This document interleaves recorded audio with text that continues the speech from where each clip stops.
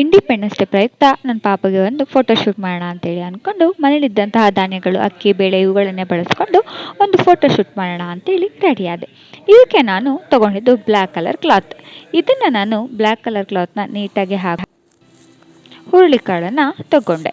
ಹುರುಳಿಕಾಳಲ್ಲಿ ನಾನು ಧ್ವಜದ ಕಟ್ಟೆ ಮತ್ತು ಅದರ ಒಂದು ಸ್ತಂಭ ಅಂದರೆ ಕೋಲು ಅದನ್ನು ನಾನು ಮಾಡ್ತಾಯಿದ್ದೀನಿ. ಹುರುಳಿಕಾಳನ್ನು ನೀಟಾಗಿ ಕಟ್ಟೆ ಥರ ಮಾಡಿಕೊಂಡು ಅದಕ್ಕೊಂದು ಕೋಲ್ ರೀತಿಯಾಗಿ ಮಾಡ್ಕೋತಾ ಇದ್ದೀನಿ.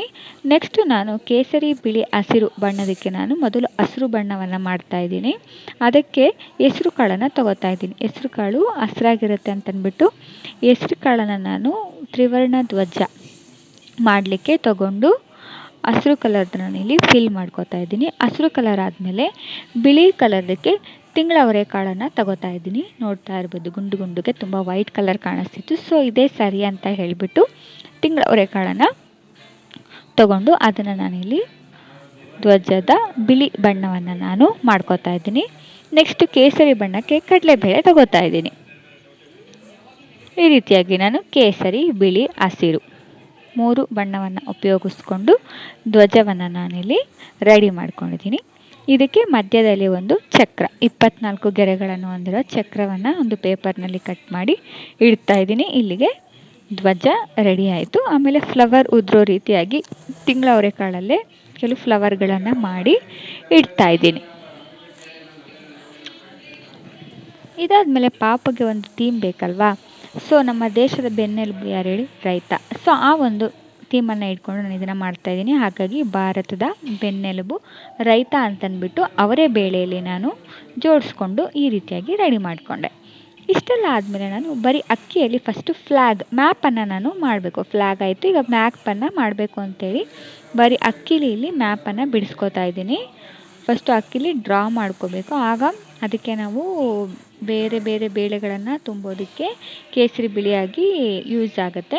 ಸೊ ಈ ರೀತಿಯಾಗಿ ಅಕ್ಕಿಯಲ್ಲಿ ಲೈಟಾಗಿ ಮ್ಯಾಪನ್ನು ಬಿಡಿಸ್ಕೊಂಡು ಇದಕ್ಕೆ ಫಸ್ಟು ಬಿಳಿ ಭಾಗವನ್ನು ತುಂಬ್ಕೋತಾ ಇದ್ದೀನಿ. ಬಿಳಿ ಭಾಗಕ್ಕೆ ನಾನು ಅಕ್ಕಿಯ ಮೇಲೆ ಮತ್ತು ತಿಂಗಳವರೆಕಾಳು ಜಾಸ್ತಿ ಇರಲ್ಲ ಅಂತ ಇದಕ್ಕೆ ಅಕ್ಕಿ ಜೊತೆಗೆ ಅದನ್ನು ಸಹ ಇಲ್ಲಿ ಮಿಕ್ಸ್ ಮಾಡಿಕೊಂಡು ವೈಟ್ ಕಲರ್ ಭಾಗವನ್ನು ನಾನು ಇಲ್ಲಿ ಫಿಲ್ ಮಾಡ್ಕೋತಾ ಇದ್ದೀನಿ.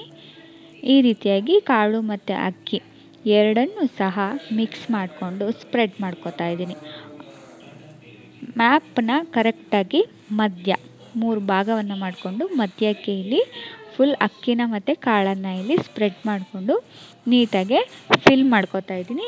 ಎಲ್ಲೆಲ್ಲಿ ಗ್ಯಾಪ್ ಇರುತ್ತೋ ಅಲ್ಲೆಲ್ಲ ಕಾಳುಗಳನ್ನು ಅಕ್ಕಿಯನ್ನು ಯೂಸ್ ಮಾಡಿಕೊಂಡು ನೀಟಾಗಿ ಅದನ್ನು ಫಿಲ್ ಮಾಡ್ಕೋತಾ ಇದ್ದೀನಿ.